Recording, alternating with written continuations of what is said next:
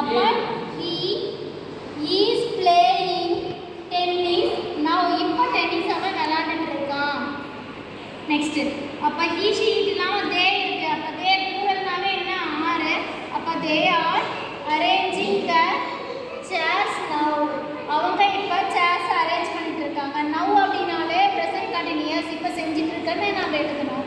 அப்போ ஆம் ஈஸ் ஆரோட வேர்போட ஐஎன்ஜி சேர்த்து எழுதணும்னா அதுதான் ப்ரெசன்ட் கண்டினியூஸ் டென்ஸு. ஸோ அப்போ ஈஸி தான். ஸோ இப்போ நம்ம செஞ்சுட்டு இருக்க ஒரு நிகழ்வு சொல்கிறதுக்கு ப்ரெசன்ட் கண்டினியூஸ் டென்ஸ் யூஸ் பண்ணுறோம். நெக்ஸ்ட்டில் பாஸ்ட் கண்டினியூஸ் டென்ஸு பார்க்கலாம்.